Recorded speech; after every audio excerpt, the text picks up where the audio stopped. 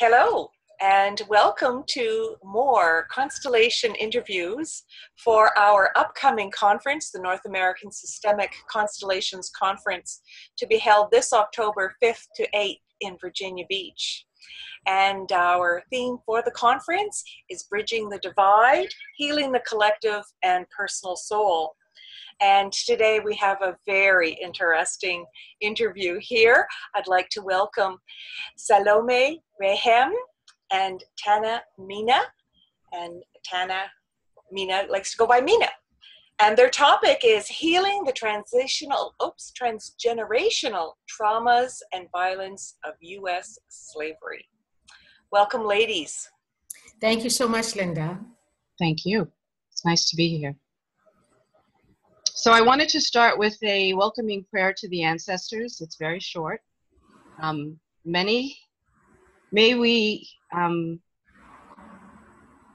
that we have today, may we share it and be in service and of benefit to all the ancestors. If we could just take a moment of silence, that would be wonderful.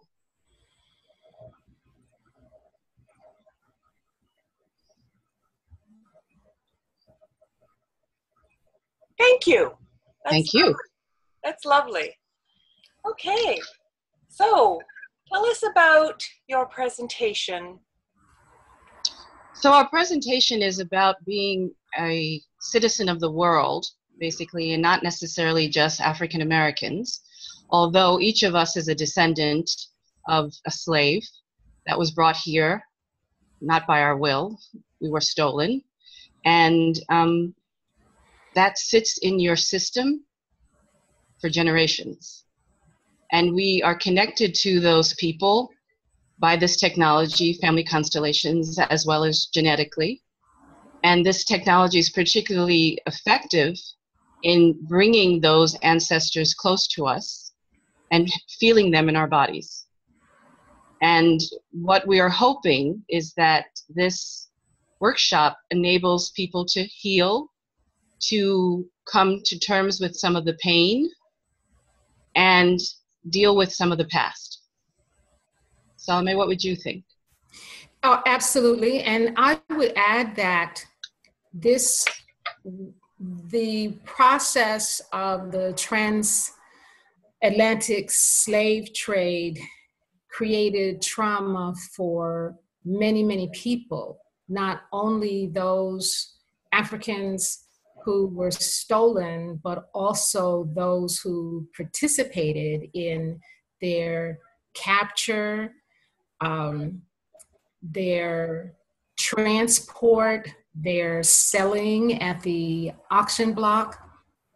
And so our ancestors and those of us who are descendants, not only does that trauma sit in our systems, but it also sits in the systems of all those who participated either directly or also as witnesses. This was a very, very brutal and brutalizing system, and there was so much trauma and violence involved, and everyone who was in the area, in the country, everyone was affected in some way, and that trauma and its residuals continues to live with us, and it is the creator and the perpetuator of a lot of the dynamics that we are experiencing in society today. So our workshop is truly about healing the collective soul. Absolutely. Mm-hmm.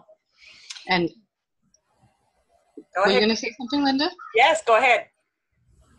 Well, I was just going to say that in the last couple of years, with the advent of the smartphones and the media attention on the deaths of the young Black men and women and people being stopped by the police, that this has become a topic that is at the fore.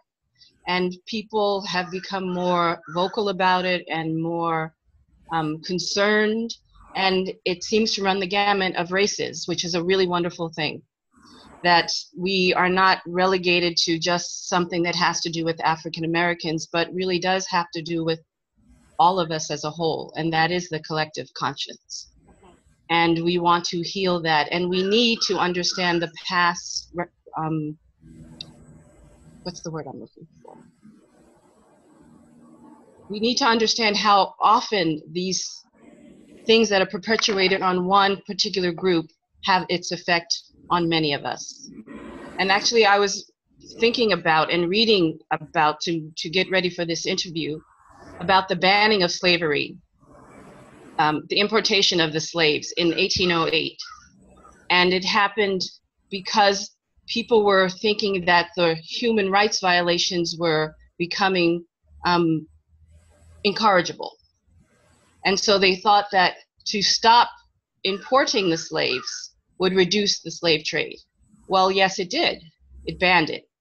But there were already slaves here. And instead of building or eliminating that business, it actually made it an internal business. And we're going to Virginia. And Virginia was one of the proponents of taking this business from an international business and making it a homegrown business. And they started breeding slaves to increase the numbers and not importing them. And so for us to be going to Virginia Beach and staying at a place called the Founders Inn is going to be traumatic in itself. And to have African Americans there speaking about slavery and supporting the ancestors and supporting the land who remembers what it felt like to bring all these people there.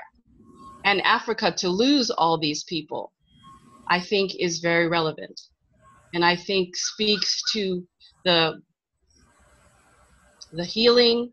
It speaks to the bridging of the divide. It helps deal with the trauma. It helps even deal with the reparations that have not been financial, but perhaps are emotional. All of these, I think, are of benefit to all of us. And Constellations is a perfect technology to address these intergenerational traumas across a wide range of people who were positioned differently and whose ancestors were positioned differently in relationship to human chattel slavery in the United States. And everywhere, yes. This will be amazing.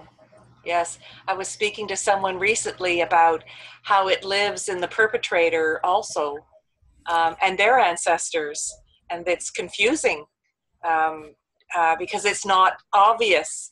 These things were often suppressed, kept secret of their families or ancestors' relationship to the trade of humans. That's a very, very important point and speaks to why this workshop is important for everybody, no matter what their ancestral background might be. Because if you can imagine just the brutality of capturing, buying, and selling other human beings, but beyond that, the brutality and the violence that was necessary to keep this oppressive system in place, the brandings, the beatings, the mutilations or hangings if people tried to escape or did not act subordinate enough.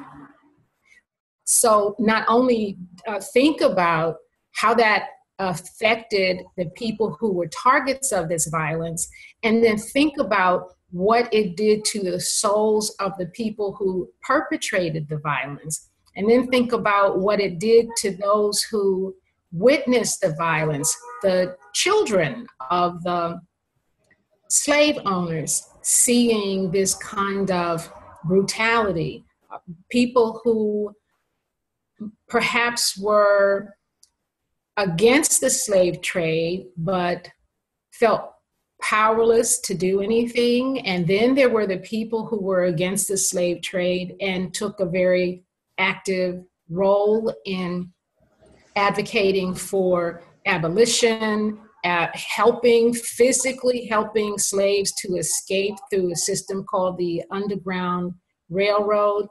The impacts of this very inhumane system, they're just tremendous.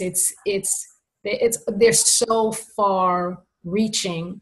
And one of the reasons this workshop is so important is because the trauma lives in us, and because many people think of slavery, certainly not people who do constellations, but people in the society at large think of slavery as a historical event that happened, it's over, let's move on. And therefore, slavery is not the residuals of slavery that live with us today and are showing up in the ways that Mena talked about. There's not a consciousness that there's a connection there, and it could be easy for a Constellations facilitator, for example, to miss dynamics that might be showing themselves that are rooted in these various aspects of slavery. And the facilitator might miss it, and certainly someone who's doing a piece of work may not, as you said, Linda, have any idea that this is that slavery and these traumas are a part of their ancestral system. So Constellations facilitators can make a wonderful contribution to the healing of the collective soul if they come to recognize what these traumas look like and how they may show up, so that these facilitators can effectively work with them. Absolutely.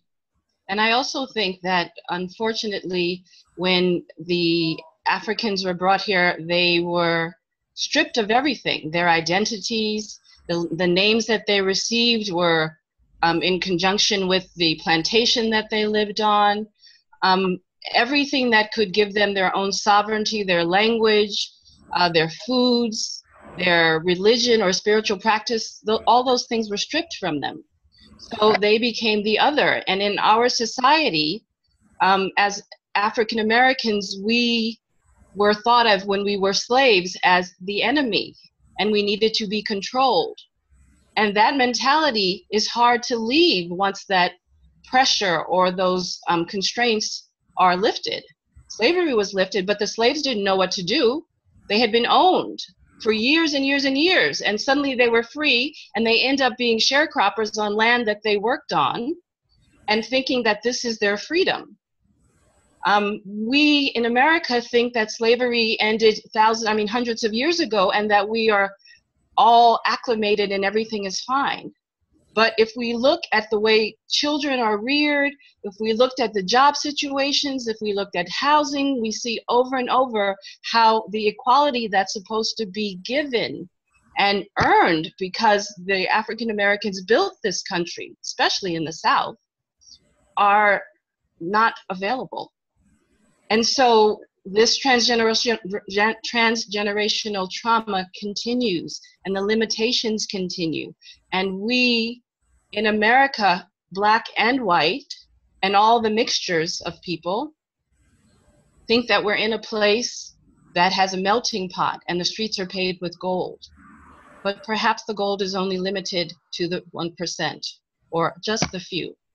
And we want to be in a situation, and we want to help as facilitators open the doors so that more people can be welcomed in, and so that this mentality of other can be stripped away and everyone can belong. That's a tenet of family constellations and systemic constellations. Mena, there's several things that you said that I want to comment on.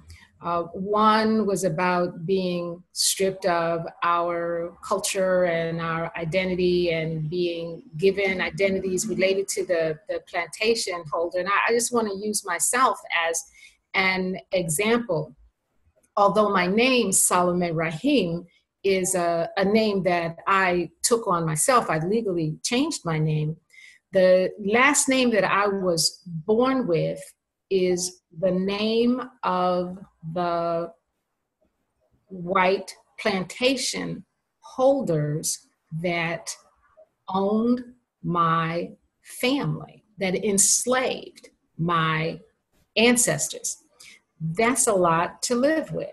And as an example of what Mena is saying, because we were stripped of our culture, I have no idea, which is true of most African Americans in this country, I have no idea what my real ancestral names are. Really not a clue.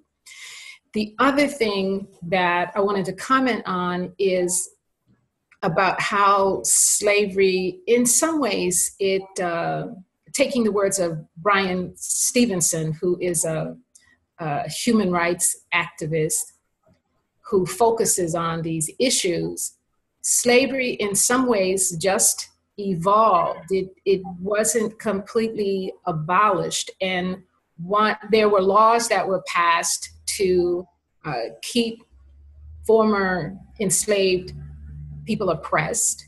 And one, in addition to the killings of unarmed people of color, if we just look as far as the prison system and we look at the mass incarceration of people of color, even though African Americans are 13% of the US population, we are 60% of the prison population. That is a direct manifestation of the legacies of slavery. And if we are to resolve these issues, then this trauma and this violence that sits in all of our systems has to be addressed. I agree. Absolutely. This is going to be fascinating, ladies. Wow. Oh my gosh. Cool. Oh, I'm fascinated. Keep going. Well, okay. Go ahead. I would say a few other things. This is, even though this is a dynamic, we're talking about this dynamic in a context of people of European descent who have come to be called white and people of African descent who have come to be called Black. It's much more complicated than that because, again, using myself as an example, although I identify as African American, that is the culture and the community in which I was reared. I am, in terms of my ancestry and my DNA, I am African American, I'm English and Scandinavian, and I'm also Native American. Once again, because of the legacies of slavery, I know nothing about my European heritage except that I have it, and I know very, very little about my Native American heritage. And that's another kind of loss and another kind of trauma that many people sit with. Some people who are of primarily European descent can trace their ancestors back to their home country. That's something that many of us who are primarily African descent cannot do. And there's another piece of this complexity. There are many people who identify as white, think they're only white, who have African American ancestors. For some of them who know it, this is a secret. And some of them don't know this, and it is a source of family shame, and that shame lives in their system. And then there's also the issue of Native Americans, and then it becomes much more complex. There were sometimes very supportive relationships among people of African descent and the indigenous people who were already here. We'll talk a little bit more about that in the workshop that we do. So what I'm saying is this work, this healing work, isn't just about people of European descent or who think they're only of European descent, and people who are from African descent. The racism, and we really need to name that, the racism that emerged to support this system of oppression has impacted people of all ethnicities across the country and really across the world. So this is much bigger than what people like to see slavery as an event that happened in U.S. history. Right. Absolutely, and its ramifications and its socioeconomic effects are long-standing and long-lived. And we, in America especially, because we're supposed to have a democratic system, should be very open to challenging these things. And we seem to be just as comfortable and easy to be with the malaise of being in this oppressive, suppressive system. And when we all work together, we change it for the benefit of all. And energetically, we are one collective.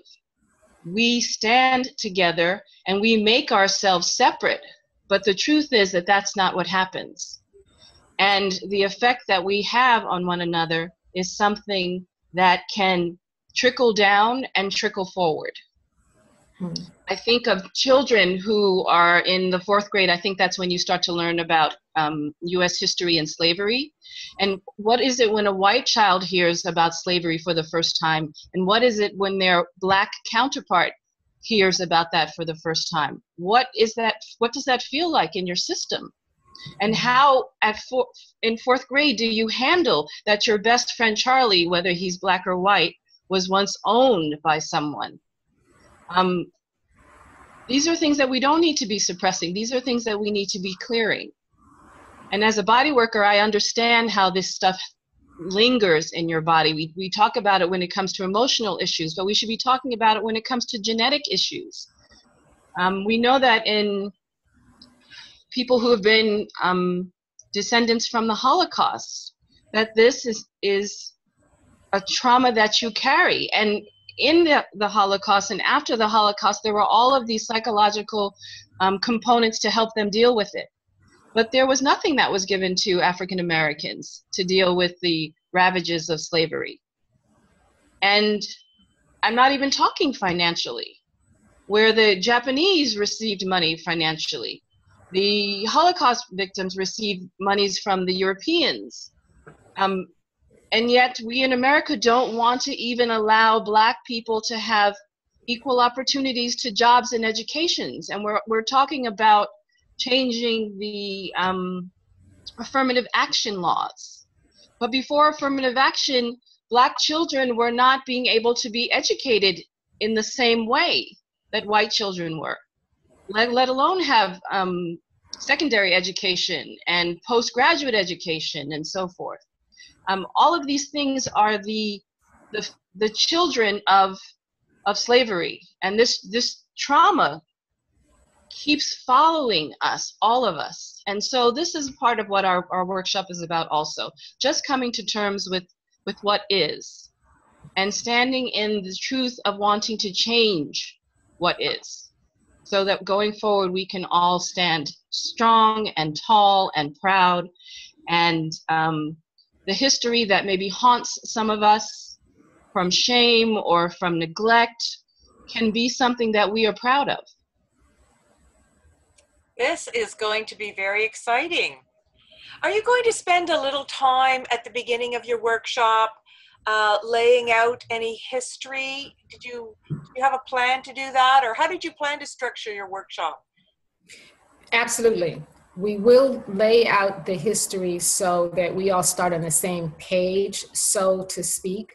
The history that is taught in schools about slavery is it's fairly superficial.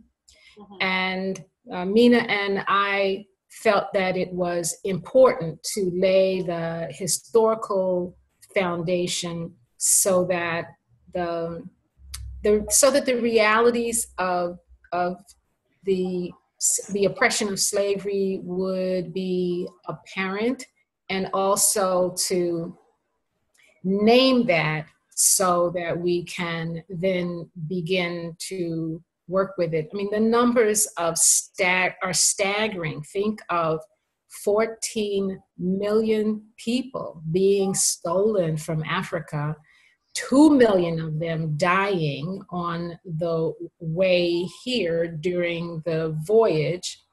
And when I say here, I mean the Americas. All of them didn't come directly to the United States. And then the 12 million that survived, what their lives were like, and what some of the laws were to keep slavery in this, to keep this oppressive system in place.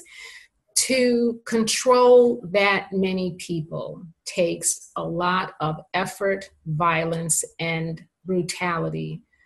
So we want to make sure we lay the foundation and share details so that it's clear what this system did to the souls of the oppressed, the oppressors, and the witnesses. Well, ladies, thank you so much. We're out of time at this point. I notice my Zoom is telling me we have 1 minute. So I want to thank you. I sincerely am looking forward to your workshop. This is going to be groundbreaking. So thank you very much for your time today. Thank you for inviting us to participate. Oh, it was my pleasure. Thank you, Linda. And I just want to say a closing note that all of the processes that Mena and I will do in this workshop will be done with loving care. Absolutely. I trust that will happen. Thank you very much, ladies. It was a pleasure interviewing you. Salome Raheim.